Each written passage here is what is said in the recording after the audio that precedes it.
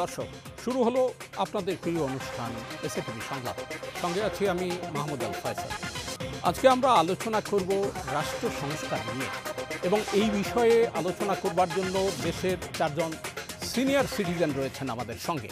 আসুন শুরুতেই তাদের সঙ্গে পরিচিত হই। আমার ঠিক ডানে রয়েছেন সাবেক সচিব এবং ব্রিটেনে বাংলাদেশের হাইকমিশনার হিসেবে দায়িত্ব পালনকারী জনাব মোফাজ্জল করিম। তারপরে রয়েছেন সাবেক সচিব এবং এবি পার্টির আহ্বায়ক সোলাইমান চৌধুরী। আমার ঠিক বামে রয়েছেন সাবেক সিএসপি জনাব জানিবুল হক। তারপরে রয়েছেন আন্তর্জাতিক সম্পর্ক এবং নিরাপত্তা বিষয়ক বিশ্লেষক অধ্যাপক এম শাহিদুজ্জামান। আপনাদের চারজনকে আমাদের এই আলোচনায় স্বাগত জানাচ্ছি। যে কথা দিয়ে শুরু করতে চাই সেটি হলো, একটি অচলায়তন সৃষ্টি হয়েছিল দেশে, এবং সেটি অপরাজনীতির কারণে। আর ছাত্র জনতার যে অভ্যুত্থান, সেই অভ্যুত্থানের মধ্য দিয়েই এই অচলায়তন ভাঙতে এসছে অন্তর্বর্তীকালীন সরকার। আমরা সেটা হচ্ছে যে একটি অচলায়তন যদি ভাঙতে হয়, সেই ক্ষেত্রে দরকার কি? একজন দক্ষ নাবিক, দেশে এবং আন্তর্জাতিকভাবে স্বীকৃত ডক্টর মোহাম্মদ ইউনূসকে আমরা প্রধান উপদেষ্টা হিসেবে পেয়েছি। সর্বজন শ্রদ্ধেয় এই মানুষটির প্রতি আমরা আস্থা রাখতে চাই, কিন্তু তার সঙ্গে সভাসদ হিসাবে, মাঝি মাল্লা হিসাবে যারা রয়েছেন, অর্থাৎ দক্ষ নাবিকের চাইতো কিছু দক্ষ মাঝি মাল্লা, কিন্তু সেই ক্ষেত্রেই নানা ধরনের ব্যত্যয় লক্ষ্য করা যাচ্ছে। এবং সেখানেই জনমনে প্রশ্ন হচ্ছে যে তারা কতটা কি সাফল্য দেখাতে পারবেন সে বিষয়টি, অর্থাৎ তাদের নির্বাচন ঠিক নেই, এরকম কথাবার্তাও বলা হচ্ছে। এ নিয়ে আমরা আলোচনা করব। তবে সবচেয়ে বড় আশার বিষয়, সম্পাদকদের সঙ্গে আলোচনা করতে গিয়ে প্রধান উপদেষ্টা বলেছেন সরকারের কোনো ভুল ত্রুটি হলে সেটি আপনারা ধরিয়ে দেবেন। আমরা সেখান থেকেই সাহস পাচ্ছি, অর্থাৎ সরকারের কার্যক্রমে কী ধরনের পদক্ষেপ তারা নিচ্ছেন, সেটি কতটা কল্যাণ বয়ে আনবে, কতটা কাঙ্ক্ষিত মাত্রায় দেশকে নিয়ে যাবে, সে বিষয়টি নিয়েই আমরা আলোচনা করব। এবং আমরা আলোচনা শুরু করতে চাই এম মোফাজ্জল করিম আপনাকে দিয়ে। অন্তর্বর্তী সরকার 28 দিন হলো, প্রশাসনিক দুর্বলতা তাদের কার্যক্রমে আপনি লক্ষ্য করছেন কিনা? হ্যাঁ, দেখছি। জি, আমি তো বলবো শুরুটা তো ভালোই করছেন। সরকারের যে অভিযাত্রা, মানুষের আশা আকাঙ্ক্ষার প্রতিফলন তার মধ্যে হবে বলে আমি আশাবাদী। তো দুই একটা এখন যেহেতু না, কোনো প্রশাসনিক ক্ষেত্রে কোনো দুর্বলতা লক্ষ্য করছেন? আপনি তো প্রশাসনে সর্বোচ্চ পদে অধিষ্ঠিত ছিলেন। হ্যাঁ, প্রশাসন তো শুধুমাত্র একটিমাত্র ব্যক্তি বা মুষ্টিমেয় কয়েকজন মন্ত্রী বা ইয়ে দিয়ে নয়।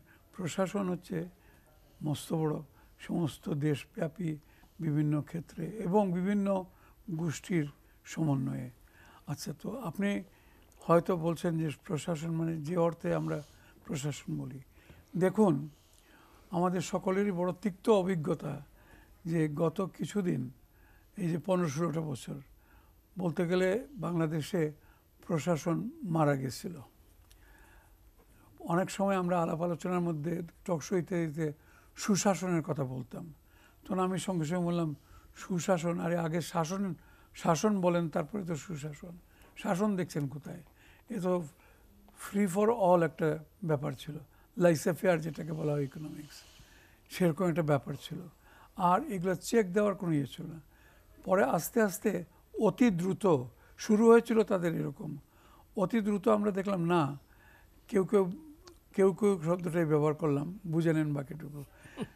তো হ্যাঁ, যে নিজে এটা দেশটাকে, রাষ্ট্রটাকে, সমাজটাকে, সব কিছুকে নিজের জমিদারি মনে করতে শুরু করেছে।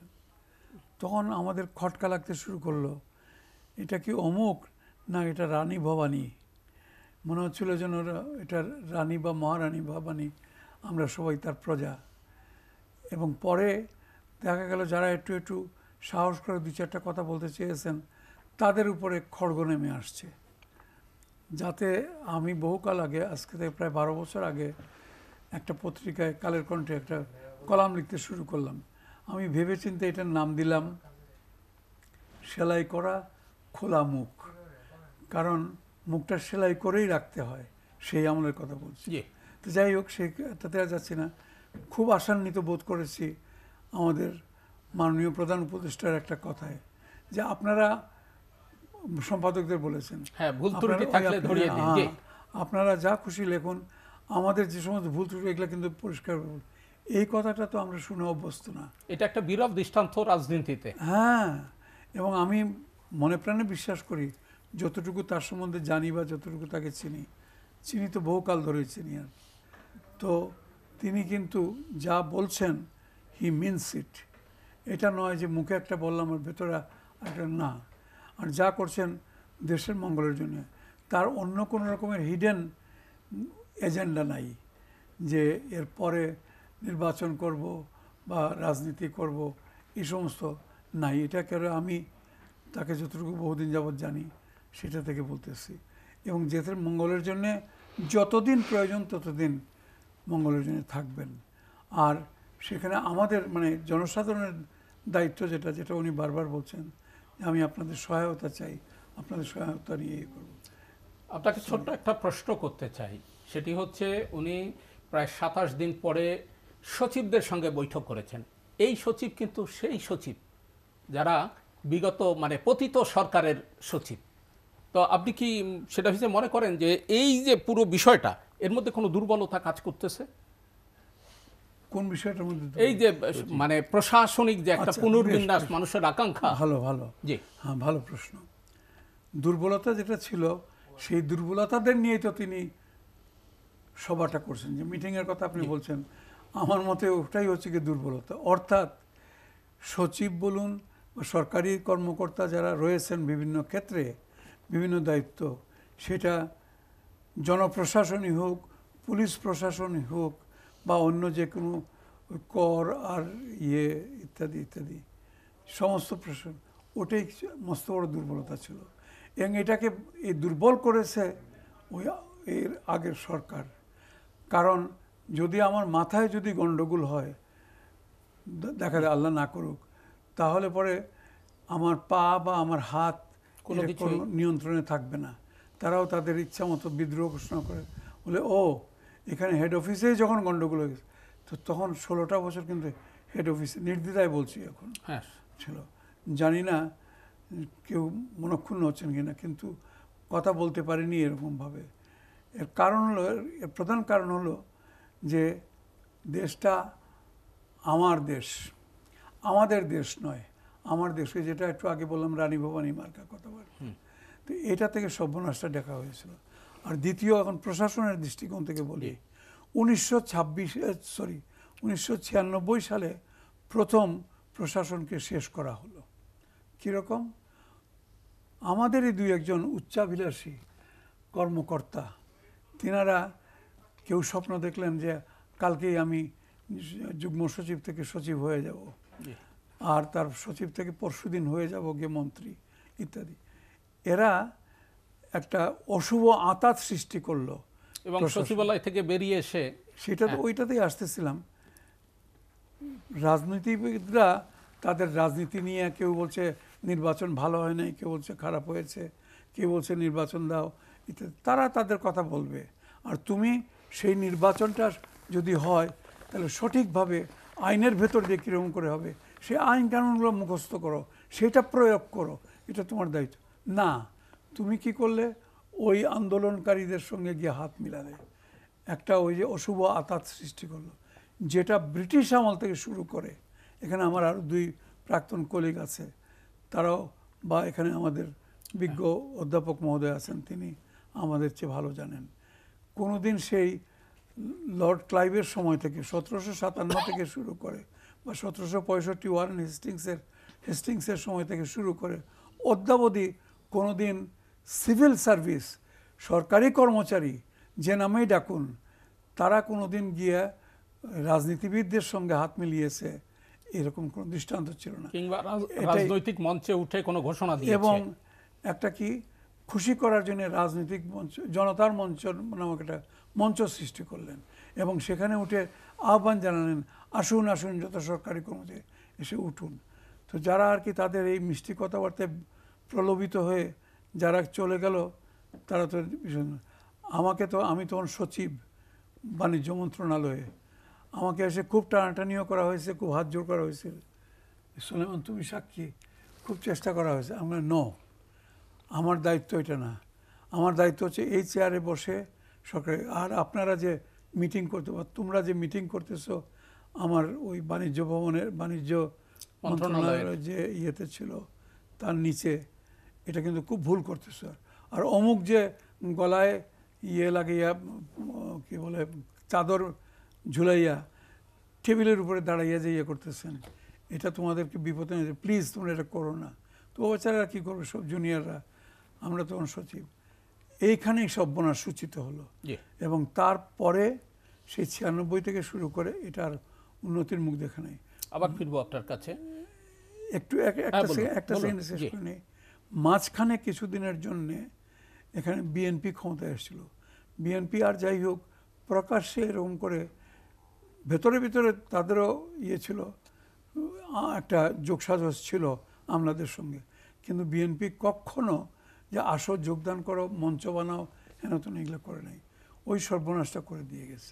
জনাব সুলাইমান চৌধুরী, সাবেক সচিব, আপনি একটু বলবেন, সেটা হচ্ছে যে এই অন্তর্বর্তীকালীন সরকার এরই মধ্যে প্রায় 1 মাস 28 দিন অতিক্রান্ত করলো, তো এই সময়ে কোন মানে প্রশাসনের কোন জায়গাটায় আপনি সমস্যা লক্ষ্য করছেন?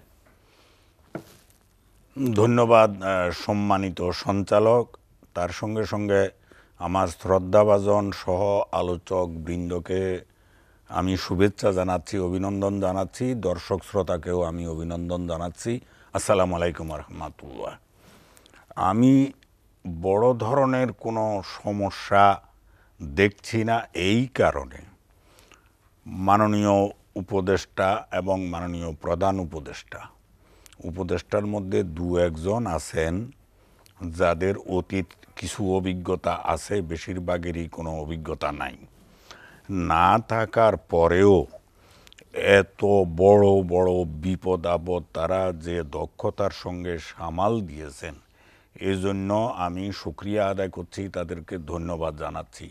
বড় 2টি বিপদ তো কেটে গেছে, আর একটি বিপদ ইদানিং চলছে। একটি ছিল যে সুপ্রিম কোর্টের আপিল বিভাগের সম্মানিত বিচারপতি বৃন্দ গত মাসের 10 তারিখে জরুরি ভিত্তিতে 5-10 মিনিটের মধ্যে একত্র হওয়ার একটা পরিকল্পনা করেছিলেন, এবং তাদের মূল উদ্দেশ্য ছিল তারা একত্র হয়ে একটি সিদ্ধান্ত নেবেন এবং রায় আকারে প্রকাশ করবেন যে এই অন্তর্বর্তীকালীন সরকারটি অবৈধ।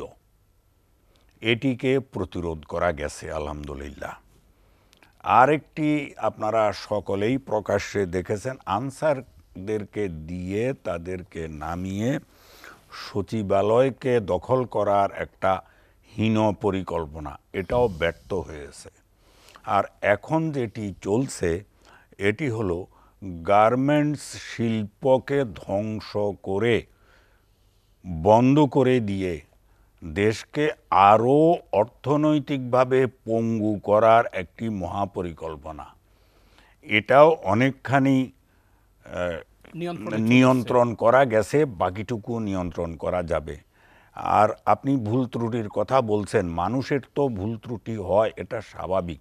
ভুল আবার 2 রকম, একটি হলো অনিচ্ছাকৃত ভুল, আরেকটি হলো ইচ্ছাকৃতভাবে কাউকে ক্ষতিগ্রস্ত করার জন্য ভুল। আমি যেগুলি দেখছি ভুল ত্রুটি, এগুলি অনিচ্ছাকৃত ভুল এবং এগুলি সংশোধনযোগ্য। ইচ্ছাকৃতভাবে কাউকে ক্ষতি করার জন্য, কারো ক্ষতি সাধনের জন্য এমন ভুল আমি দেখিনি। আশা করি এই পথে এই অন্তর্বর্তীকালীন সরকার চলবেন। রাষ্ট্রের সংস্কার নিয়ে আজকের যে আলোচনা, দেখুন আজকে কিন্তু নির্বাচন কমিশন পদত্যাগ করেছে পুরো, এটি অবাক লেগেছে। নানান জনে নানান কথা বলেছে, কিন্তু তাদের পদত্যাগ করার মতো যুক্তিসঙ্গত অথবা আহামরি কোনো কারণ ঘটেনি, কিন্তু তারা পদত্যাগ করেছেন। যারা বিনা ভোটের একটা নির্বাচন করেছে, যাদের মানে এই কমিশন তো গণধিকৃত একটি কমিশন, তারা যে মানে স্বল্প সংখ্যক মানুষ, মানে খুবই সীমিত কিছু মানুষ ভোট কেন্দ্রে গেছে, অর্থাৎ অলমোস্ট বিনা ভোটের একটা নির্বাচন যারা করেছে। এবং আজকে সংবাদ সম্মেলনে কিন্তু প্রধান নির্বাচন কমিশনার অকপটে তার সেই কথা স্বীকার করেছেন। এখন এরকম একটা কমিশন, তারপরে এরকম একটা গণ অভ্যুত্থানের পর থাকে কি করে?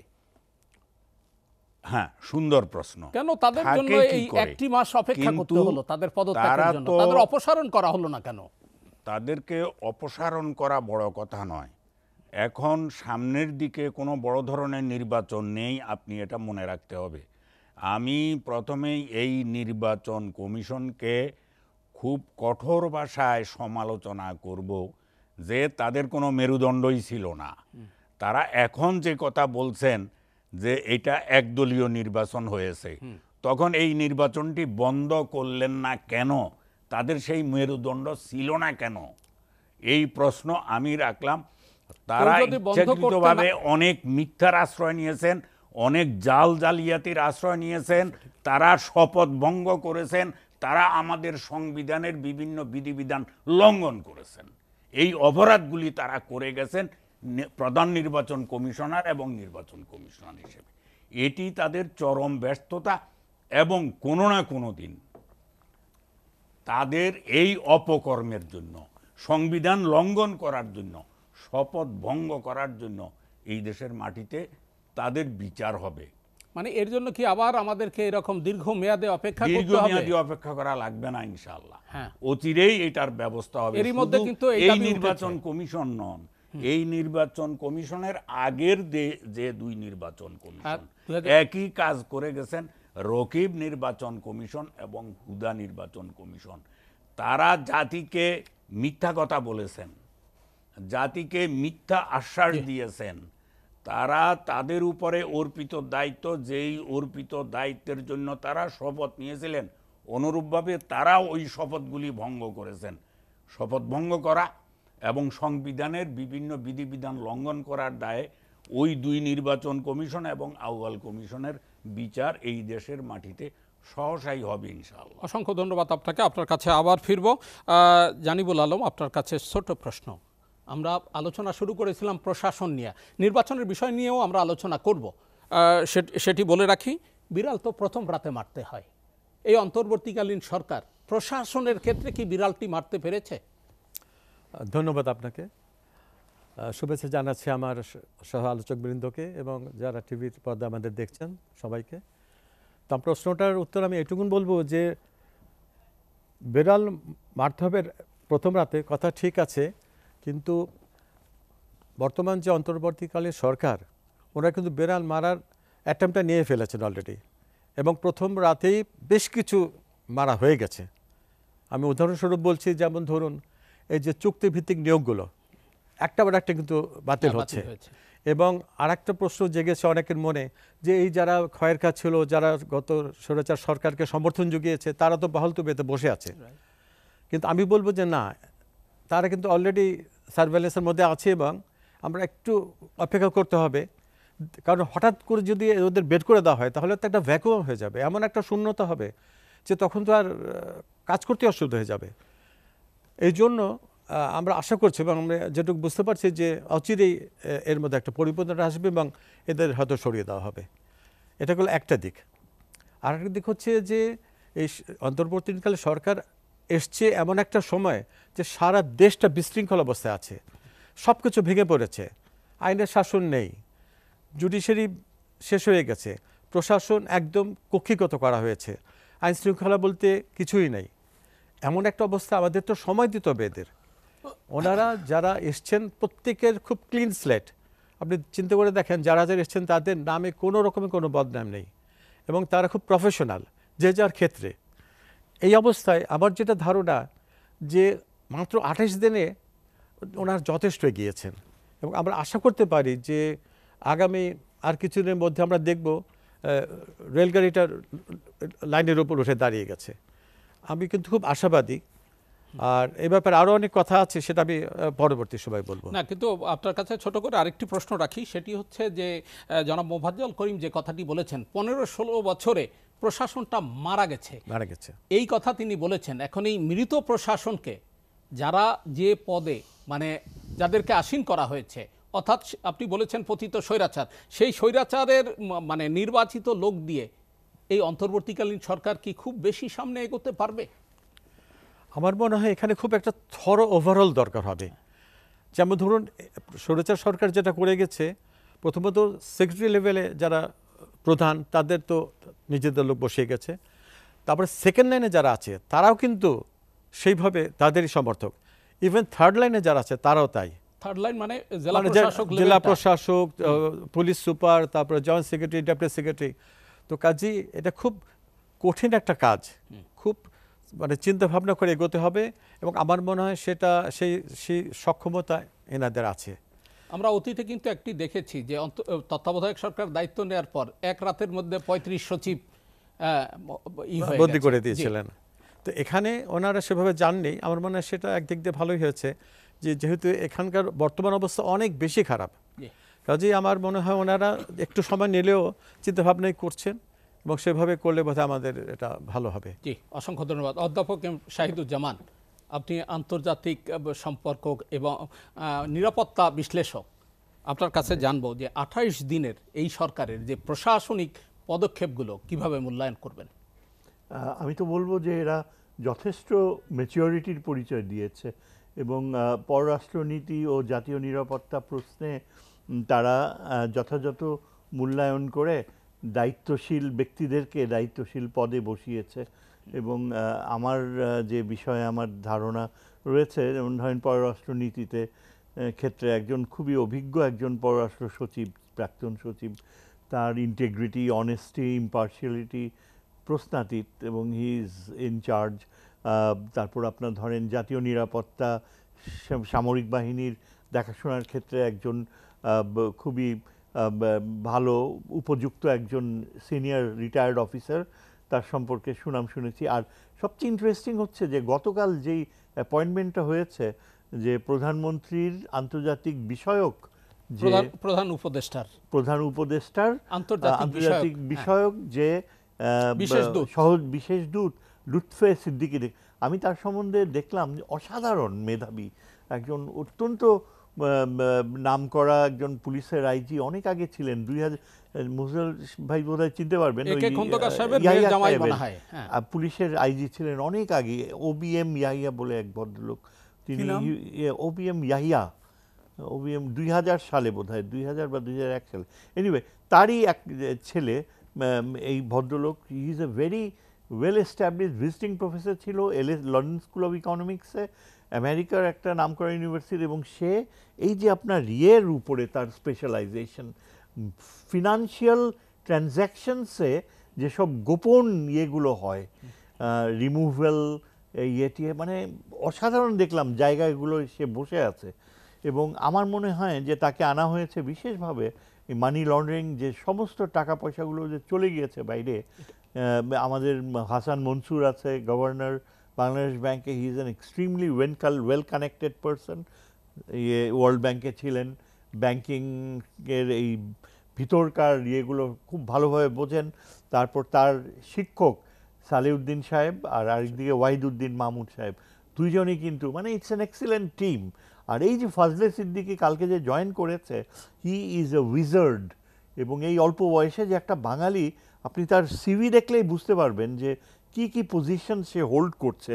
সিঙ্গাপুরে, আমেরিকার একটা ইউনিভার্সিটিতে, তারপর আপনার লন্ডন স্কুল অফ ইকোনমিক্সে অধ্যাপনা করছে।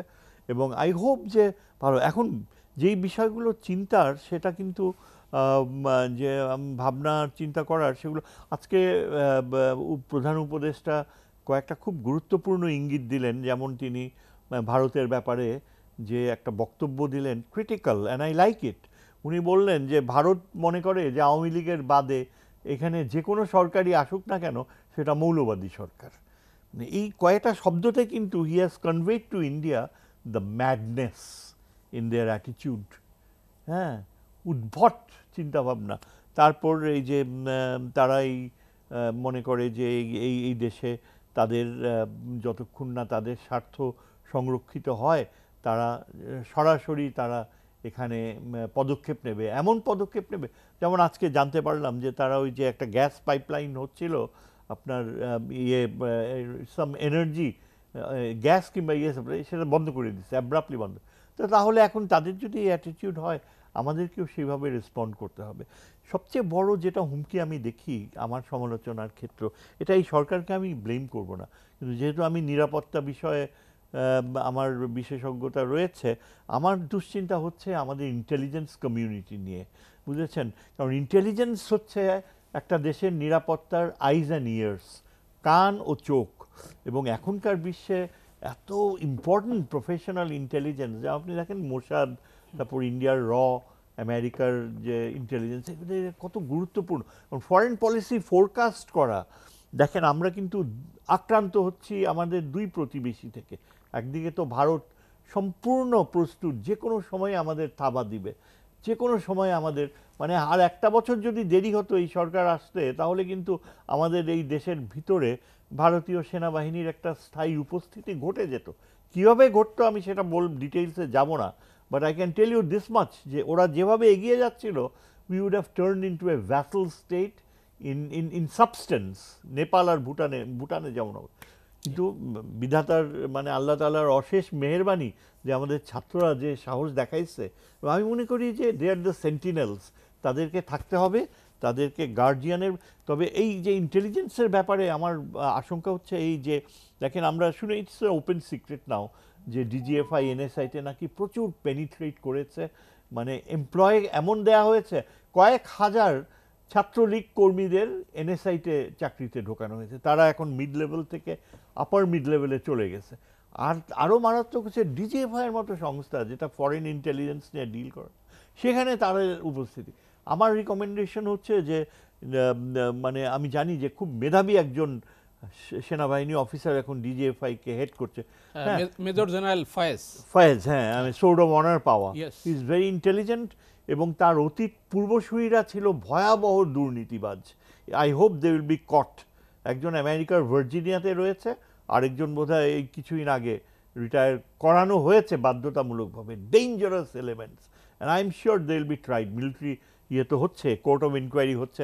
এখন এই Faiz, how is he going to take care of the DGFI? আমি তো চিন্তা করতে হবে। আমি ইন্টেলিজেন্স পড়াচ্ছি, বছরের পর বছর আমি বিষয়টার উপর পড়াশোনা করে আসি।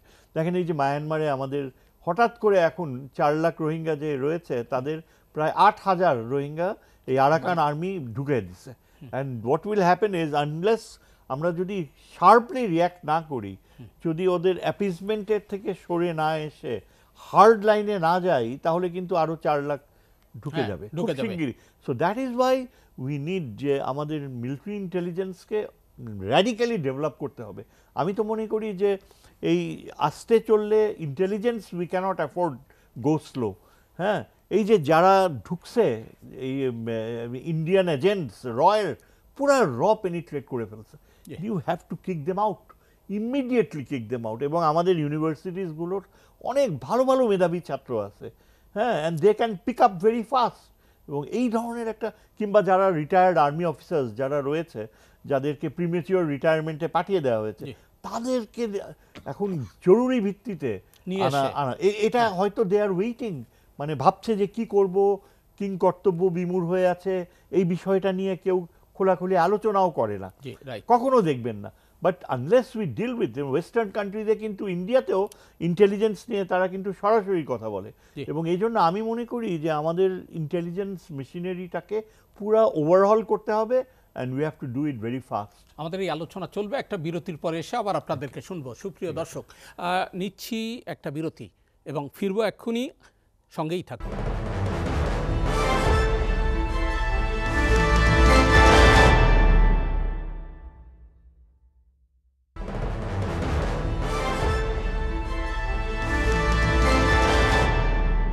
বিরতির পর ফিরে এলাম এসএটিভি সংলাপে। সঙ্গে থাকবার জন্য অসংখ্য ধন্যবাদ। দর্শক, এ পর্যায়ে আমরা শুরুতেই আলোচনা করেছি প্রশাসন এবং প্রশাসনিক ব্যবস্থা নিয়ে। এবার আলোচনা করব পুলিশ নিয়ে। পুলিশও একটা প্রশাসন। আসলে জনমানুষের আস্থা শূন্যের কোঠায় নেমে গিয়েছিল এই পুলিশের বিষয়ে। জনাব মোফাজ্জল করিম, আপনাকে দিয়ে আলোচনা শুরু করতে চাই। পুলিশ এখন ট্রমায় আছে, আরে তাদের তো ট্রমা দূর করবার কথা, তো তারা যদি নিজেরাই ট্রমায় থাকে তাহলে চলবে কি করে, কি বলবেন আপনি? 15-16 বছর তারা যে পরিস্থিতির মধ্যে গেছে আর যে সিস্টেম ইন্ট্রোডিউস করা হয়েছিল সেখান থেকে বের হয়ে আসতে তাদের একটু সময় লাগবে, পরিষ্কার কথা। তখন একজন ওসি, তার কাছে বস ছিল অনেক, আগের মতো না যে ওসির বস ওসপি আর ওর মধ্যে ওসির প্রথম বস হচ্ছে তার কাছে যে এমপি সাহেব, তিনি তারপরের বস আরও রাজনৈতিক হুমরা চুমরা, এমপি তো সবাই হয় না, একজন হয়, অতএবই তো সেইটা থেকে একটা ডিসিপ্লিনের মধ্যে, যেটা ছাড়া যে কোনো প্রশাসনই ভেঙে পড়বে।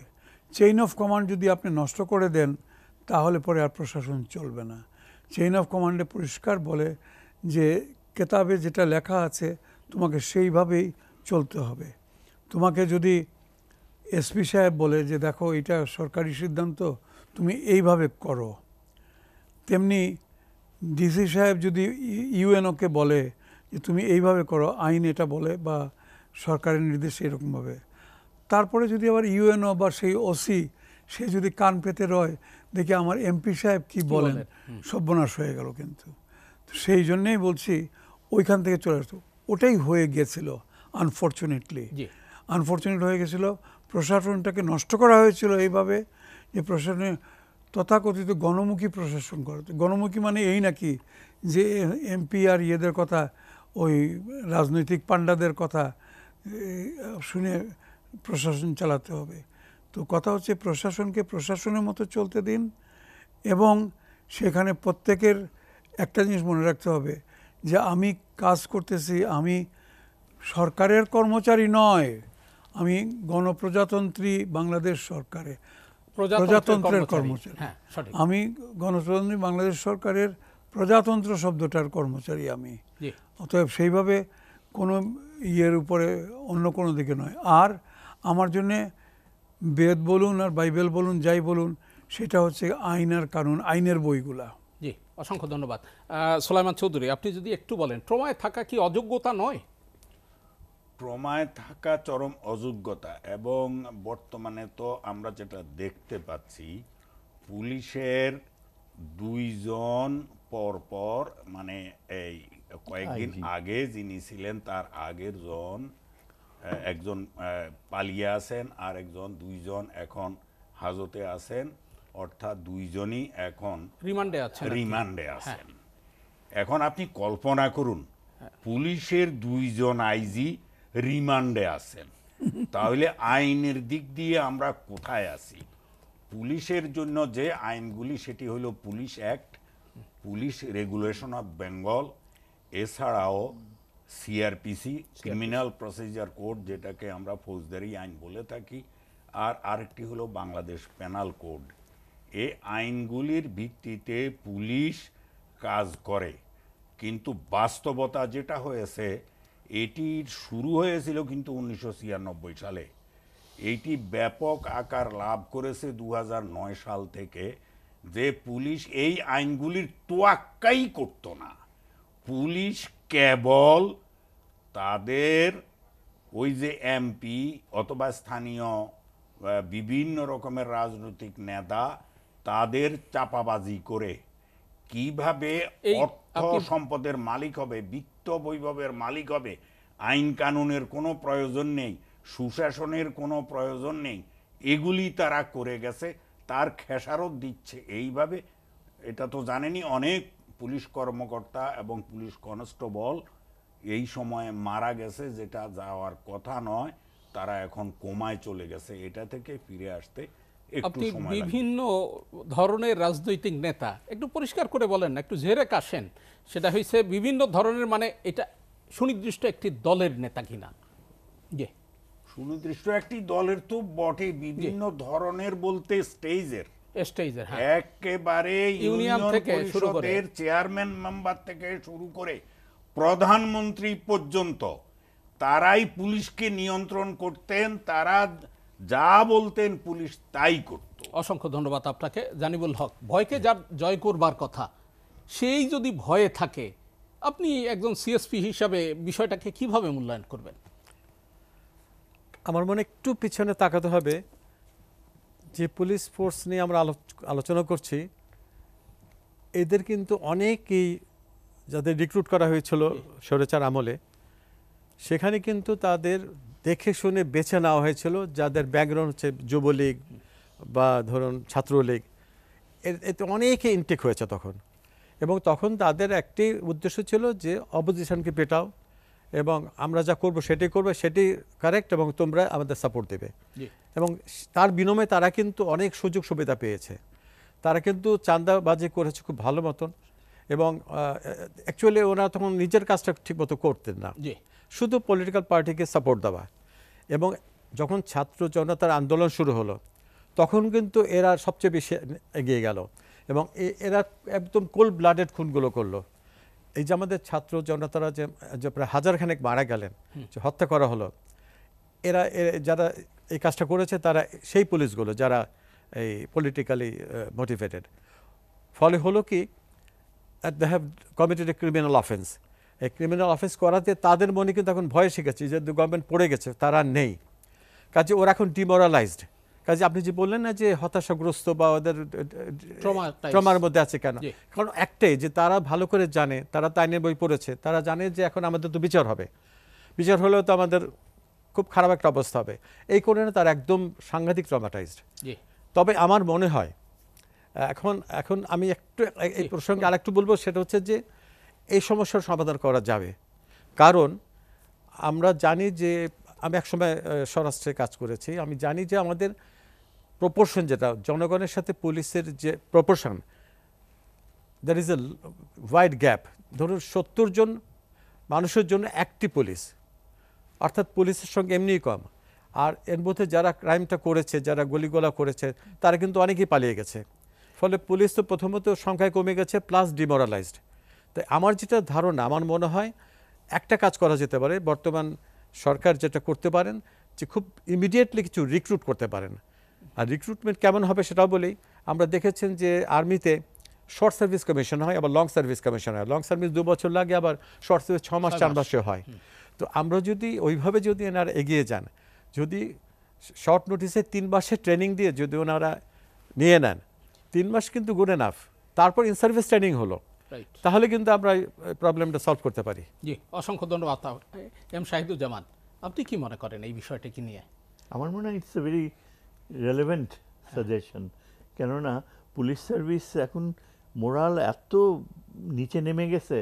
আপনি চিন্তা করেন যে পুলিশের যেসব খুবই গুরুত্বপূর্ণ অংশগুলো, তারা কিন্তু সরাসরি জাতীয় নিরাপত্তার সাথে সংশ্লিষ্ট, এবং যে পুলিশের ভিত্তি করে তাদের যে ইন্টেলিজেন্স মেকানিজম রয়েছে, তার প্রয়োগ খুব গুরুত্বপূর্ণ এই জন্য যে আমরা এখন এমন একটা অবস্থায় রয়েছি বাংলাদেশে যে গত 15 বছরে আমাদের পার্শ্ববর্তী নেইবার যেভাবে প্রত্যেকটা ইনস্টিটিউশনে পেনিট্রেট করেছে, এবং স্পেশালি আমাদের কালচারাল রেলমে যে গ্র্যাজুয়ালি পুরো এডুকেশনাল সিস্টেমটাকে রিভার্স করে দিয়ে আমাদের ইতিহাস, যে এখানে মুসলমানদের যে বাংলায় যে এমার্জেন্স, পুরা বিষয়গুলোকে কিন্তু তারা ডিস্টর্ট করে ফেলছে।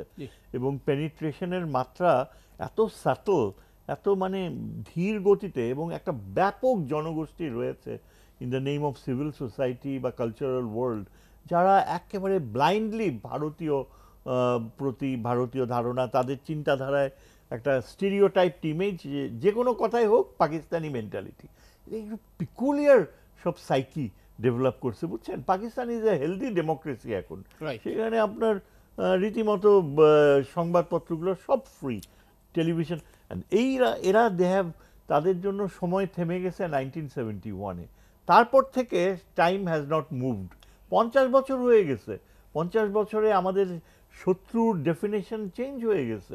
এখন আমাদের সবচেয়ে বড় শত্রু হচ্ছে যে পার্শ্ববর্তী বিশাল এই নেইবার, যার উদ্দেশ্য হচ্ছে যে তারা কিছুদিন আগে জয়শঙ্কর একটা ওয়েস্টার্ন জার্নালিস্টকে কথায় কথায় বললো, আমি নিজের কানে শোনা, বসে বলছে যে the very creation of Bangladesh is a threat to the security of our north east. আপনি চিন্তা করেন যেখানে এত ভালো সম্পর্ক তাদের সাথে আমাদের আগেকার গভর্নমেন্টের, সেই সময়কার সেই প্রধান ফরেন মিনিস্টার বলছে ক্রিয়েশন অফ বাংলাদেশ, তার মানে আমাদের অস্তিত্বটাই তাদের জন্য। এটা কখনো হতে পারে? একটা ফরেন মিনিস্টার কখনো এরকম ভাষায় বলতে পারে? এটা তো অকল্পনীয়। এবং তিনি যেভাবে বিশ্ব রাজনীতিতে তার সার্থকতা নিয়ে মানে তার নিজেকে এমনভাবে প্রজেক্ট করেন যে কীভাবে সে রাশিয়ার কাছ থেকে সস্তায় তেল এনে রাশিয়ার সাথে সে একটা বিশেষ সম্পর্ক করেছে, এখন কিন্তু আর পারতেছে না। এখন মার্কিন যুক্তরাষ্ট্র বুঝে গেছে ইন্ডিয়ান গেমটা। গতবার ইলেকশনের সময় যে বোকা বানাইছে আমেরিকাকে, একেবারে ব্যাকফুটে ফেলে দিয়েছে। আর আমরা সবাই খুবই বিষণ্ণ হয়েছিলাম যে আমেরিকা তো এরকমই করবে, জানা কথা। আজ কিন্তু আমেরিকা হ্যাজ স্টুড ফার্ম এবং তারা নীরবে তাদের যে বাংলাদেশের মানুষের প্রতি যে অন্যায় করেছিল তার ক্ষতিপূরণ তারা দিচ্ছে। এবং আমার বিশ্বাস যে ভারত এবার এত পাওয়ারফুল প্রোপাগ্যান্ডা ইন্ডিয়া ইউজ করতেছে। আপনি যদি ইউটিউব খুলে দেখেন, তাদের সিকিউরিটি এক্সপার্টস যারা রিটায়ার্ড ফরেন সার্ভিস অফিসার্স, এরা মানে উদ্ভট।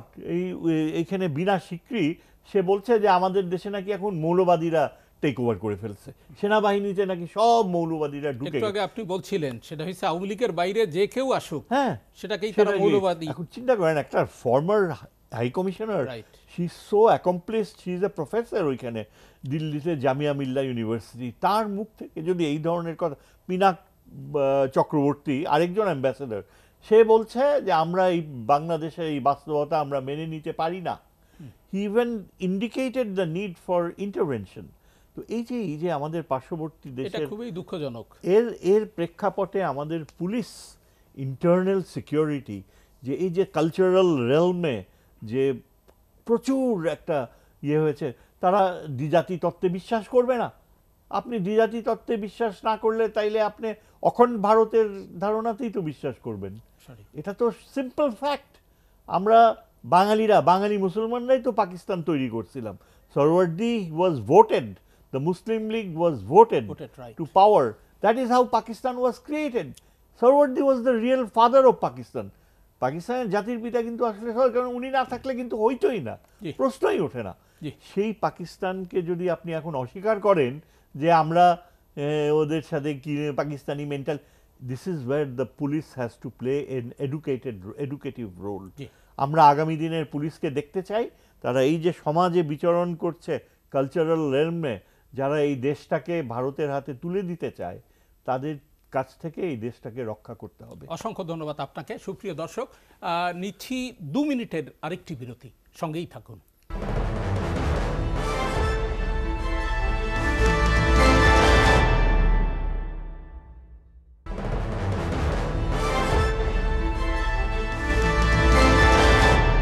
বিরতির পর ফিরে এলাম এসএটিভি সংলাপে। সঙ্গে থাকবার জন্য অসংখ্য ধন্যবাদ। আমরা বিরতির আগে এম শাহিদুজ্জামান, যিনি নিরাপত্তা এবং আন্তর্জাতিক সম্পর্ক বিশ্লেষক, তার কাছে আবার একটু ফিরে যেতে চাই। জনাব শাহিদুজ্জামান, এই যে আপনি পুলিশের যে রিফর্মের কথা বলছেন, কোন প্রক্রিয়ায় রিফর্মটা শুরু করা উচিত?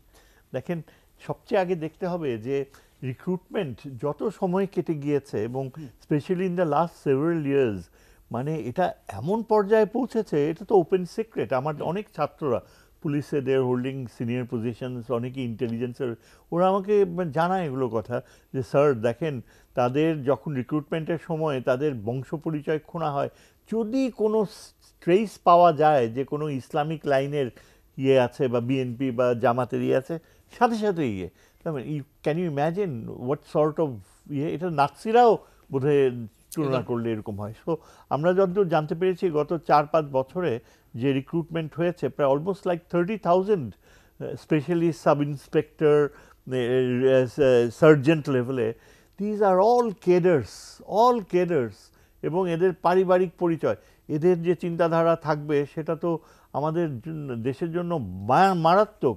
ভিতর থেকে they will just stab the. So what I should suggest, আমার মনে হয় যে পুলিশে দেখেন যাদেরকে নেওয়া হয়েছে তাদেরকে তো অন্যদের ডিপ্রাইভ করেই নেওয়া হয়েছে। Innocent people, innocent young boys যারা মেরিটোরিয়াস হয়তো মাদ্রাসায় পড়াশোনা করে এসছে, তাদের ডিনাইড। এই জন্য আমার মনে হয় এটা যতই কঠিন হোক, যতই I am sure there police officer যারা এখন দায়িত্ব নিচ্ছে তারা কিন্তু অত্যন্ত সচেতন। আমি কিছু কিছু জানি যে যারা অনেক সাফার করছে এই আগের গভর্নমেন্টের সময়। একজনকে জানি যে ব্যারিস্টার ছিল, লন্ডনে বসে বসে প্রচুর টক শো কন্ডাক্ট করছে। Now he has come back and he is in a very responsible position in the RAB, very well educated, cultured, একটা ক্যাডেট কলেজের ছেলে, এসপি ছিল টিএতে, স্ট্রেইনড ইন কাউন্টার টেরোরিজম। হ্যাঁ, তাকে একেবারে রিটায়ার করে আউট করে দিছিল। Now he is back and he is full of energy. I rely এদের মতো যদি যারা ফেরত আসছে, মিড লেভেল সিনিয়র লেভেলে আসছে না, এরা পারবে একেবারে যারা এইসব bad recruits immediately cancel the ইয়ে। আপনি গত ৩-৪ বছরের নিয়োগের কথা বলছিলেন, সেই ক্ষেত্রে কি করণীয়? এদের একেবারে you have to get rid of them. জি, অসংখ্য ধন্যবাদ। Absolutely get rid of them. অসংখ্য।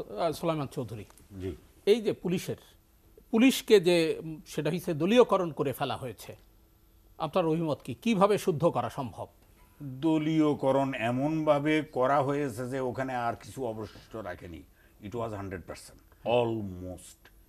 ভুল ক্রমে যদি কেউ থেকে থাকে তাকে ফোর্স রিটায়ারমেন্টে দিয়েছে, অথবা ফোর্স রিটায়ারমেন্টের মতন সার্ভিস হয়নি, তাকে একেবারে চাকরি থেকে বরখাস্ত করে দেয়া হয়েছে, এই নানানভাবে তাকে শাস্তি দেয়া হয়েছে।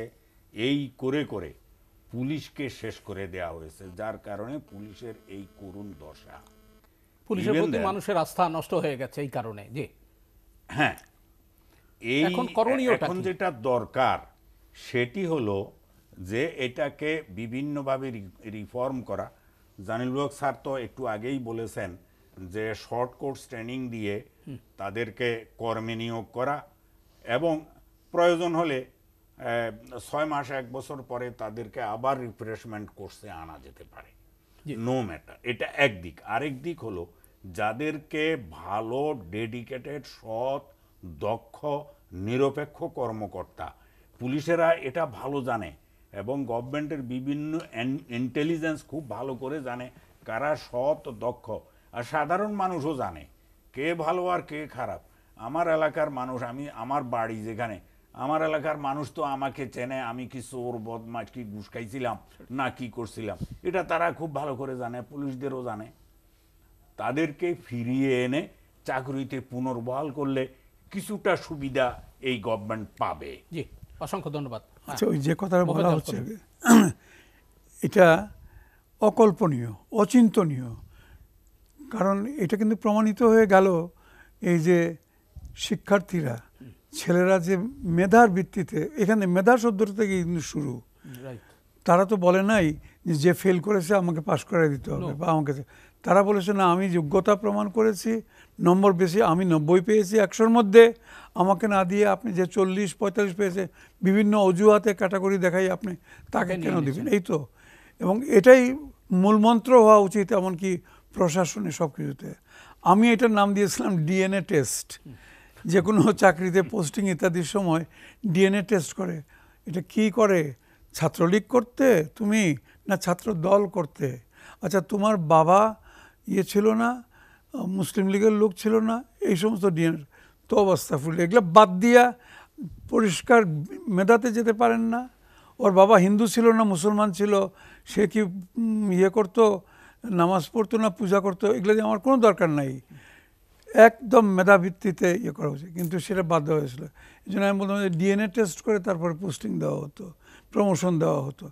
এটা অত্যন্ত, এটাকে চিরতরে এটা একদম বন্ধ করতে হবে, নির্মূল করতে হবে। আচ্ছা, এর আরেকটা কথা, আপনার ওই যে সরকারি কর্মচারীদের আপনি যে ট্রেনিং ইত্যাদির কথা বলছেন আর কি, আমি সবসময় চাকরিতে দেখেছি একটা জিনিস, সরকারি কর্মচারীরা যখন চাকরিতে যোগদান করে তখন কেমন করে তারা জানি পানি, ওয়াটারের মতো হয়ে যায়। যে পাত্রে রাখবেন সেই পাত্রে রূপ গ্রহণ করে, প্রায় সব কর্মচারী তাই। অতএব এখানে কি আপনাদের সময় ছিল না, ছিল না, তার কারণ ওই মেধার ভিত্তিতে হতো। এমনকি ধরুন একটা কথা আমি বলতে আমার মোটেই সংকোচ নাই, ব্রিটিশ আমলের কথা জানি না, শুনেছি খালি ব্রিটিশ আমলে সব ফেয়ার ওয়েতেই হতো। আচ্ছা, পাকিস্তানে আমলে চাকরি করেছি দীর্ঘদিন, বিভিন্ন ধরনের চাকরি, সেখানেও কিন্তু ওই মেধাটাকে প্রাধান্য দেওয়া হতো। সেখানে কোনোদিন কোন দল করতে, কি মুসলিম লীগ না আওয়ামী লীগ, এটা দেখতো না, এগুলা দেখতো না। অথচ তাদের দেখার কথা ছিল, তারা খোঁজ করা উচিত ছিল যে ইস্ট পাকিস্তানি কেউ সে কি মুসলিম লীগ করে না জামাত করে নাকি আওয়ামী লীগ করে না কমিউনিস্ট তো আবার চক্ষুশূল ছিল কমিউনিস্ট, এগুলা দেখতো না। যদি দেখতো তাহলে আমাদের অনেকে আমরা বাদ পড়ে যেতাম। কারণ আমি ছাত্র জীবনে ছাত্র ইউনিয়ন করেছি, যেটা which was align two communist party. আচ্ছা, এনিওয়ে, তো আমি সেই কথাই বলছি আর কি, যে মেধার ভিত্তিতে যদি সব করা হয় তাহলে পরে আবার দেখবেন সব ঠিকঠাক মতো হয়ে যাবে। কারণ এরা আজকে যারা রং ছিল তাদের লাল, কালকে যখন আপনার দায়িত্ব পাবে, ট্রেনিং পাবে, তখন আবার তারা নীল রং বা সাদা রঙই হতো। ওই পানির মতো সরকারি কর্মচারী পানির মতো যখন যে পাত্রে রাখবেন সেই পাত্রের রং ধারণ করবে, আকার ধারণ করবে, সেটা হওয়া উচিত। অসংখ্য ধন্যবাদ জানিবুল হক। এই পুলিশ সংস্কারের বিষয়টা নিয়ে এম শাহিদুজ্জামান বলছেন যে গত 4 বছরে যাদের নিয়োগ হয়েছে আসলে এদের টোটালি বাতিল করা উচিত। আপনি একমত কিনা? এটা করা একটু ডিফিকাল্ট। আমার মনে হয় এখানে কিন্তু মগজ ধোলাই করা দরকার। এর আগে কিন্তু আমরা 2007-এ দেখেছি প্রায় 7000 পুলিশে রিক্রুটমেন্ট হওয়ার পর, সকল প্রক্রিয়া সম্পন্ন হওয়ার পরও তাদেরকে বাতিল করে দেওয়া হয়েছিল। হ্যাঁ, ইটস পসিবল। এটা একটু ডিফিকাল্ট, কারণ আপনি যদি এতগুলোকে একবারে বাতিল করে দেন একটু সমস্যা হয়ে যাবে, ভ্যাকুয়াম হবে। তারপর আমার মনে হয় এছাড়া কোনো উপায় নেই। যখন একটা ক্যান্সারাস একটা টিউমার হয় তখন তো ডাক্তার সার্জারি ওটা ফেলেই দেয়। কাজে একটু বোল্ড হয়ে একটু সাহস নিয়ে এটা করতে হবে, কারণ এরা যদি আসে এরা তো সেই একই কায়দায় চলবে। উনি যেটা বললেন সেটা হচ্ছে ভেতরে থেকে ছুরি মেরে দেবে। হ্যাঁ, ওই যে 5th কলাম যেটা আর কি, এই একটা হতে পারে। আর একটা আমি কথা বলবো এখানে, এই যে পলিটিসাইজেশন নিয়ে যে কথাটা হলো, যে পার্টি আসে আমলারা ওইরকম হয়। অ্যাকচুয়ালি আমলার কিন্তু ডেফিনেশনটা ওইটা। ব্যুরোক্রেসি কি, যে পাত্রে রাখবে সেই আকারে সে ধারণ করবে, এটা কিন্তু ব্যুরোক্রেসির এটা চিরন্তন কাজে, এটা কিছু বলার নাই। তবে হ্যাঁ, দেখতে হবে যে whether he crosses the limit যাতে ক্রস না করে, এটাই খেয়াল করতে হবে। আর একটা কথা বলবো, আমি ভারতের একটা ইনস্ট্যান্স এখানে দিব। বর্ডার ডিমার্কেশনের ব্যাপারে আমি খুব একটা অগ্রণী ভূমিকা নিয়েছিলাম। ভারত বাংলাদেশে যে বর্ডার 4000 কিলোমিটার বর্ডার, এই বর্ডার ডিমার্কেশনটা আমি যখন হোমে ছিলাম তখন ম্যাক্সিমাম ডিমার্কেশনটা আমার সময় হয়। তখন ভারতের সাথে যিনি আমার সাথে কথা হতো, উনি ছিলেন জি.কে. পিল্লাই। উনি ছিলেন ভারতের নর্থ ইস্টের জয়েন্ট সেক্রেটারি, পরে উনি সেক্রেটারি হন। তো ওনাকে আমি জিজ্ঞেস করলাম, তখন কংগ্রেস হেরে গেল, বিজেপি আসলো পাওয়ারে। তাই বললাম যে এখন তোমাদের অসুবিধা হবে না? বললেন না, কোনো অসুবিধা হবে না, কারণ আমরা তো পলিটিসাইজ না, আমরা আমাদের ওই ধরি না, আমরা ওদের পিছে ধরি না। আমরা যে আসে তাকে সুলেট দিই এবং আমরা আইন মতো চলি, কাজে আমার কোনো অসুবিধাই হবে না। অর্থাৎ আপনাকে আইনের মধ্যে থাকতে হবে এবং সেটা হচ্ছে নিয়ম নীতি মেনে কাজ করতে হবে, এবং সেটি ওরা করছে বলে আমাদের কোনো অসুবিধা হয় না। জি, আমাদের এই আলোচনা চলবে। আমরা একটা শেষ বিরতিতে যাব। সুপ্রিয় দর্শক, নিচ্ছি শেষ বিরতি এবং এটিও 2 মিনিটের বিরতি। আশা করি সঙ্গে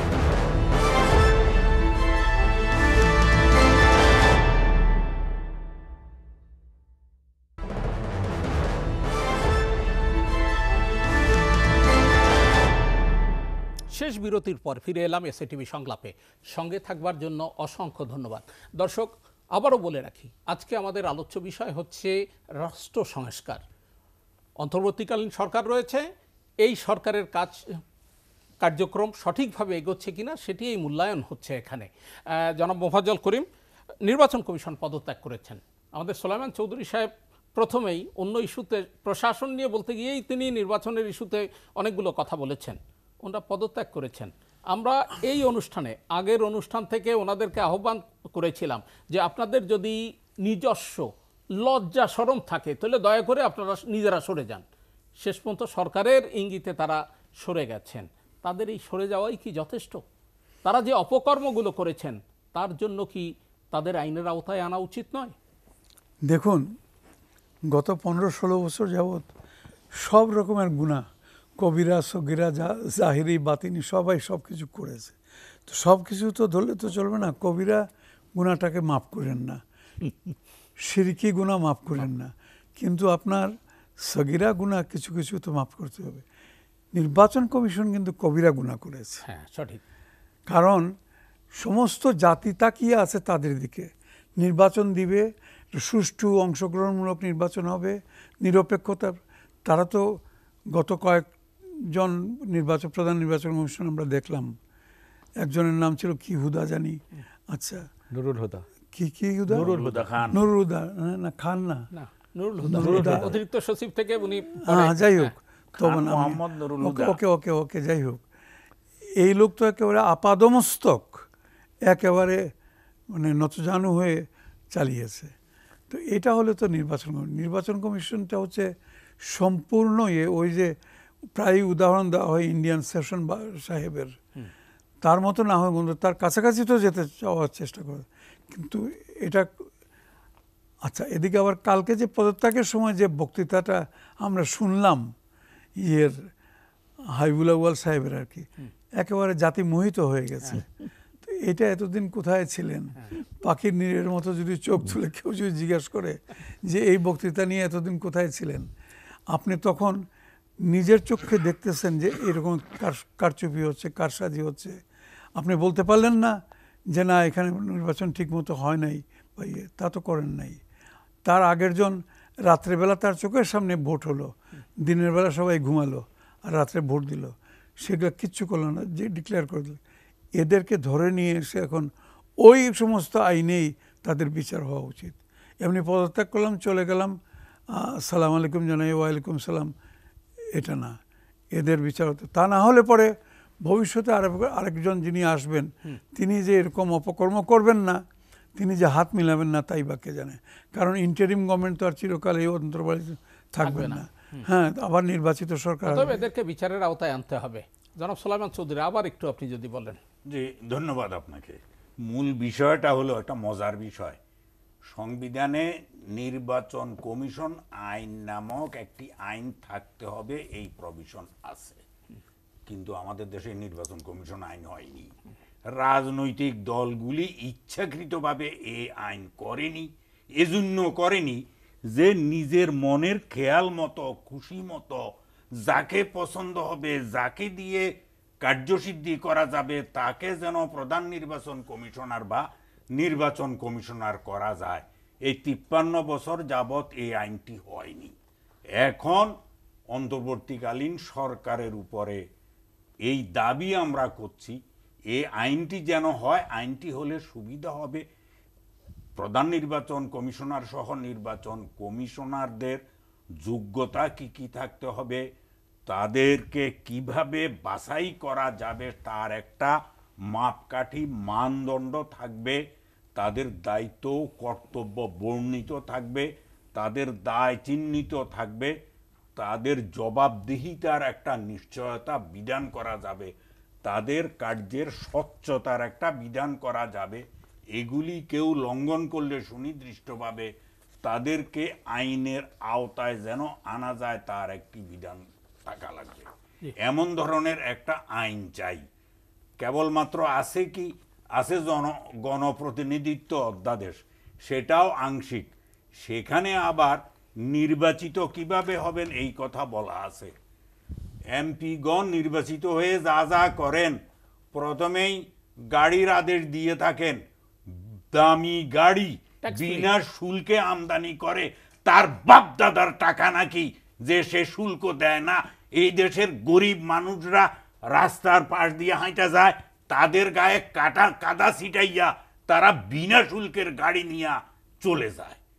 অথচ এই দেশের গরিব মানুষরা তাদের গাড়ির কাদা খায়। এমন ধরনের অবিচার এই দেশে হয়। ধনীদের জন্য, এমপিদের জন্য এই বিধান বাতিল করা হোক। এই বিধান সহ এমপিদের আরও যে ওই অর্থনৈতিক ক্ষমতা, তাদের চাঁদাবাজি, তাদের টেন্ডারবাজি, তারা নিজেরা, তাদের আত্মীয় স্বজনরা, তার ছেলেরা, তার মেয়েরা, তার স্ত্রী, তার ভাই, তার বোন, সবাই মিলে টেন্ডার ভাগ বাটোয়ারা করে খায়। এগুলির জন্য আইন আছে, কিন্তু সুস্পষ্ট সুনির্দিষ্ট নাই। এগুলি কেউ ইমপ্লিমেন্ট করে না। তারা আঙ্গুল ফুলে কলা গাছ হয়। তাদের মূল কাজ হইল আইন প্রণয়ন করা। ওই সংসদে যে স্থায়ী কমিটি থাকে, স্থায়ী কমিটির মাধ্যমে তারা তাদের এলাকায় আইনের ব্যত্যয় হচ্ছে কিনা বা উন্নয়নের কোনো ব্যত্যয় হচ্ছে কিনা, কেউ অন্যায় করছে কিনা, এগুলি তারা তুলতে পারে। সেই সুযোগ তাদের রয়েছে না। তারা নিজেরা এগুলি তদারক করা লাগবে। তাদের নিজেদের নামে আবার বাজেট থাকে। এই ধরনের সংসদ সদস্যপদ আমরা চাই না। নির্বাচনী আইন, গণপ্রতিনিধিত্ব অধ্যাদেশ সংশোধন এবং নির্বাচন কমিশন আইন যেন জরুরি ভিত্তিতে পাশ করা হয়। আমার জানা মতে আইন মন্ত্রণালয়ে দুটো খসড়া এখনো জমা আছে। জি, অসংখ্য ধন্যবাদ আপনাকে জানিবুল হক। আমরা কমিশনের কথাই শুধু বলছি, কিন্তু এই কমিশনের সচিব হিসেবে যারা ছিল তাদেরকে আমরা এই সব দিনের ভোট রাতে এবং সেটা হচ্ছে বিনা ভোটের একটা নির্বাচনে তকমা লাগিয়ে দেয়া যেসব সচিবরা ছিল তাদেরকে পরবর্তীতে আমরা প্রাইস পোস্টিং দিতে দেখেছি। এদেরও কি এই কমিশনের সঙ্গে এদেরও কি এই যথেষ্ট আতাত ছিল, একই রশিতে ব্যবস্থা করা উচিত? অবশ্যই করা উচিত। এবং আপনি একটা পেয়ে গেছেন রেজাল্ট। যিনি সেক্রেটারি ছিলেন ইলেকশন কমিশনে, পরে হোমের সেক্রেটারি হলেন, ওনাকে তো বিদায় করে দেওয়া হয়েছে রাতারাতি। না, কিন্তু এর আগেও তো আমরা দেখেছি যিনি আগেও ওখানে ছিলেন হয়েছে এবং এই কালচারটা ভাঙতেই হবে এবং আমার দৃঢ় বিশ্বাস এটা করা যাবে। আমি এই প্রসঙ্গে আরেকটু বলবো, ইলেকশন কমিশনে কিন্তু প্রচুর দুর্নীতি হয়েছে, এটা নিয়ে কিন্তু কেউ বলছে না। আমি বলি আপনাকে, ইলেকশন কমিশনে ইভিএম আমদানি করলো, ইন্ডিয়া যেটার দাম হলো 2000 টাকা, এটা কিনলো স্ট্রেট 50,000 টাকা মোরাললেস। আচ্ছা, তারপরে তার কিনলো হাজার কিনলো, তাতে কোটি কোটি টাকা খরচ হলো। তারপরে কি হলো, ওরা মানে অরক্ষিত পড়ে থাকলো, যার ফলে পুরো টাকাটাই নষ্ট হয়ে গেল। আবার ইভিএমের প্রতি এদের দুর্বলতা, কারণ ইভিএম দিয়ে কারচুপি করা যায়। অথচ দেখবেন বিদেশে কোথাও ইভিএমটা খুব একটা চালু নেই। তো আমার মনে হয় এইটা আমাদের দেখা উচিত, আমাদের বর্তমান সরকারের উচিত এইটাকে প্রুভ করা, করে এইটা যদি প্রমাণ হয় এইটা দিয়ে কিন্তু শাস্তি দেওয়া যায় সবাইকে। কারণ শাস্তি প্রাপ্য, শাস্তি দিতে হবে, কারণ আমরা বিচার করে ছেড়ে দিলাম, লাভ নেই। আচ্ছা, এখানে আর একটু বলবো, এটা আরও একটা মানে কঠিন একটা ব্যাপার। এই গত ইলেকশন কমিশনে ট্রেনিং দিবে, মানে মেম্বার চেয়ারম্যান ওনারা ট্রেনিং দেবেন, সে ট্রেনিং বাবদ 18-20 কোটি টাকা ওনারা নিলেন, যে এটা হলো আমাদের অনারেরিয়াম, সম্মানী। কিন্তু আসলে তারা কোনো ট্রেনিংই দেয়নি, অথচ ট্রেনিং না দিয়ে পুরো টাকাটা তারা ভাগ করে নিয়ে নিল। এটাও তদন্ত হওয়া দরকার এবং এটা কিন্তু সাংঘাতিক একটা গ্রেভ অফেন্স। অসংখ্য ধন্যবাদ জানিবুল হক। হ্যাঁ, এম শাহিদুজ্জামান। আমি একটা সাথে রিলেটেড একটা বিষয় আমি উঠাতে চাই, যে যারা এই যে এইসব দেশ ছেড়ে চলে গেছে, এটা কিন্তু এদেরকে লোকেট করা সম্ভব। কোন দেশে, সিঙ্গাপুরে, দুবাইতে, লন্ডনে, তারপর আমেরিকায় বা পার্শ্ববর্তী ভারতে, এদেরকে লোকেট করে eventually they should be brought back, যেভাবেই হোক, যে কোনো ওয়েতেই হোক। আরেকটা কথা হচ্ছে যে আমাদের প্রায় কথা উঠছে এই সংবিধানকে সংস্কার করা নাকি অ্যাবলিশ করা, এটা নিয়ে বেশ কিছু সেমিনার হচ্ছে। মার্কিন যুক্তরাষ্ট্র থেকে এক ভদ্রলোক, তিনি সরাসরি একটা সেন্টার অফ গভর্নেন্স স্টাডিজ নামে একটা সেমিনারে, আগামীতেও কিছু হবে, তো he has thrown this idea. আমার কথা হচ্ছে কি, আলী রিয়াজ, রাইট, হ্যাঁ, দ্যাটস হিজ নেম, বলছে যে এটাকে একেবারে বাদ দিয়ে দেওয়া উচিত। আবার এর বিপক্ষেও আবার অবস্থান নিয়েছে অনেকে বলে যে বাদ দিলে আপনার 7-8 বছর লাগে কনস্টিটিউশন আবার নতুন করে লিখতে। যাই হোক, আমার হচ্ছে কি, আমরা একজন অত্যন্ত মানে মেধাবী কনস্টিটিউশন এক্সপার্টের কথা কিন্তু আনি না, এবং সেটা হচ্ছে আমাদের বর্তমান chief justice. He is a very learned person, এবং তাকে সুপারসিড করে এই আগের গভর্নমেন্ট একের পর এক অ্যাপিলেট ডিভিশনে তার সিনিয়রিটি বাইপাস করে অন্যদেরকে এনে বসিয়েছে, এবং he was never given the chance. এই ভদ্রলোক, he happens to be the son of barrister Ishtiaq, এবং সে অক্সফোর্ডে গ্র্যাজুয়েশন আর Fletcher School of Law and Diplomacy থেকে PhD, and he is got good number of publications কনস্টিটিউশনের উপরেই সে আপনার পাবলিশ করেছে, অনেক লেখা বের করেছে। তো আমার মনে হয় তার সার্ভিসেস ব্যবহার করা খুবই দরকার আগামীতে আমাদের কনস্টিটিউশনটাকে আরো ডেমোক্রেটিক করার প্রয়োজনে। জি, জনাব সোলাইমান চৌধুরী, আমরা একেবারেই অনুষ্ঠানের শেষ পর্যায়ে, আপনি যদি 1 মিনিটের মধ্যে এই মানে অন্তর্বর্তী সরকার সঠিক পথে চলবার জন্য কোনো পরামর্শ থাকে। জি, ধন্যবাদ আপনাকে। যেটি বলেছেন অন্য আলোচক বৃন্দ, আমাদের একেবারেই 1 সংবিধানের মিনিটের। খোল নলচে পাল্টে দিতে হবে। হ্যাঁ। প্রয়োজন বোধে এটাকে রিরাইট করতে হবে এবং এক্সপার্ট লোককে দিয়ে যদি আপনি করান, এটি 6 মাসের মধ্যে সম্ভব। অসংখ্য ধন্যবাদ। ধন্যবাদ। হ্যাঁ, আমি মোফাজ্জল জাস্ট করিম। 2টা সেন্টেন্স বলবো। একটা হচ্ছে কি, আপনার দুর্নীতির বিরুদ্ধে কিন্তু একেবারে আপামর জনসাধারণ সবাই সোচ্চার, এবং তারা দুর্নীতির বিরুদ্ধে কোনো অ্যাকশন দেখে নাই। জিরো টলারেন্স, ফলারেন্স, এই সমস্ত কতগুলো শব্দ শুনতে শুনতে অভ্যস্ত। কিছু দৃষ্টান্ত স্থাপন করা উচিত, শাস্তি দিয়া, 1 নম্বর। দ্বিতীয়ত, যে সমস্ত মামলা দেওয়া হচ্ছে ইদানিংকালে ঠিকই আছে, তবে একজনের নামে মামলা দিয়া সঙ্গে যে আরও 2-3 হাজার লোক আসামি করা হচ্ছে, 2-300, 2-3 হাজারতে, এটা ঠিক না। এটাতে মামলাটা খেলো হয়ে যায়, পাবলিকেশন থেকে, ও এটাও তো আগেও তো এরা করতো এরকম। এই 2টা বিষয় বোধহয় একটু সরকারের নজরে রাখা উচিত। অসংখ্য ধন্যবাদ। জানিবুল হক। আমার যেটা মনে হয় যে আমাদের এখন উপদেষ্টা মণ্ডলের যে সাইজ, সেখানে হচ্ছে কি অনেকের 2-3টি মিনিস্ট্রি একজনকে দেখাশোনা করতে হয়, কিন্তু বেশ কতগুলি মিনিস্ট্রি আছে যেগুলো খুব গুরুত্বপূর্ণ, যেমন স্বরাষ্ট্র, যেমন পররাষ্ট্র, তেমনি করে কৃষি, তারপরে এরকম আরও 4-5টা আছে যেগুলোতে আমি মনে করি একসঙ্গে যদি আপনাকে 3-4টা মিনিস্ট্রির দেখভাল করতে বলা হয় আপনি পারবেন না। কিন্তু এই মিনিস্ট্রিগুলোর জন্য আমার মনে হয় একক ইন্ডিভিজুয়াল ল অ্যাডভাইজার তো 3-4টা মিনিস্টারি নিয়ে আছে, কাজে অথচ এখন ল এর রিফর্মের বিষয়ে কিন্তু ব্যাপক আলোচনা আছে। কাজে আমার মনে হয় একজন একটা মিনিস্ট্রি যেগুলো গুরুত্বপূর্ণ তার জন্য একজন উপদেষ্টার তত্ত্বাবধানে একটা মিনিস্ট্রি একটা সেই ক্ষেত্রে কি আপনি উপদেষ্টাদের সংখ্যা বৃদ্ধি একটু বাড়ানো দরকার। হ্যাঁ, এছাড়া কোনো উপায় নেই, না হলে কিন্তু কাজগুলো স্লো হয়ে যাবে। অধ্যাপক শাহিদুজ্জামান। আমি আমার নির্দিষ্ট এরিয়া নিয়ে বলবো যে দেখেন, এখন একটা সময় আসছে মার্কিন যুক্তরাষ্ট্র এখন সরাসরি কিন্তু বাংলাদেশের উপর একটা অ্যাসার্ট করার মতো পজিশনে গেছে। আমরা সবাই জানি বার্মা অ্যাক্ট বলে একটা বিষয় আছে যে আমেরিকান কংগ্রেসে একেবারে পাস্ট হয়েছে, ওরা ওইভাবেই মায়ানমারের ভবিষ্যৎ নির্ণয় করতে চায়। মার্কিন যুক্তরাষ্ট্রের সাথে আমাদের একটা বিশেষ আলোচনার প্রেক্ষাপটে স্ট্র্যাটেজিক ডায়ালগ, সেটা কখনো আগায় নেই। এই আগের গভর্নমেন্ট এত বাজেভাবে আমেরিকার সাথে স্ট্র্যাটেজিক ডায়ালগকে ট্রিট করেছে যে দে ওয়ার টোটালি ফ্রাস্ট্রেটেড।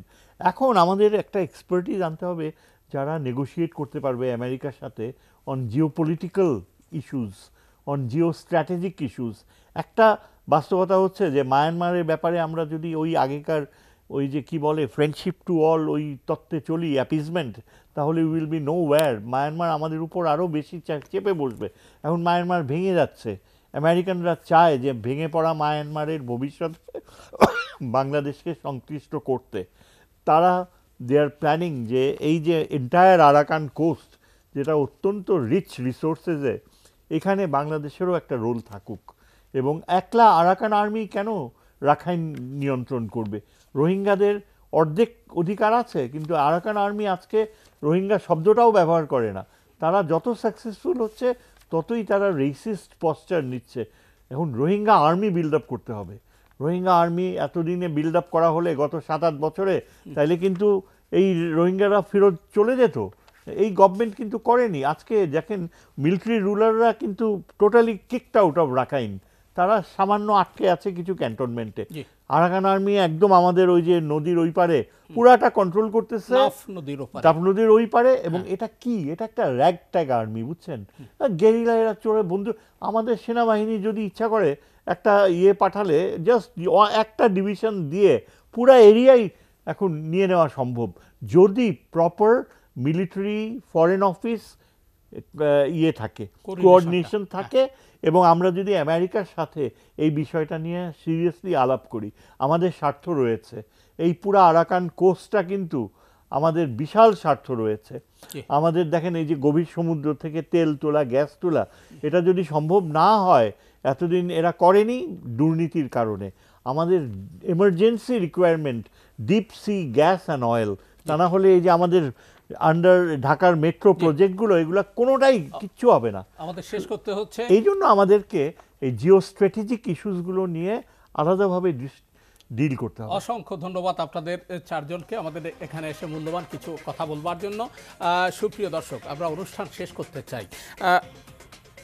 অন্তর্বর্তী সরকার ব্যর্থ হলে দেশ এবং জাতি সাফার করবে, যেটা কারোই কাম্য নয়। এ কারণে যা কিছু হোক ভুল শুধরে আমরা সামনে এগিয়ে যেতে চাই। আর এই এগিয়ে যাওয়ার জন্য, ভুল ধরে দেওয়ার জন্য মন খুলে কথা বলতে হবে, আমাদের নিজ নিজ অবস্থান থেকে ভূমিকা রাখতে হবে। আজ এ পর্যন্তই। সবাই ভালো থাকুন, সুস্থ থাকুন। দর্শক, জানিয়ে রাখি, এসএটিভি সংলাপ পুনঃপ্রচার হয় শুক্রবার সকাল 7:30টায়। দেখার আমন্ত্রণ রইল। শুভরাত্রি।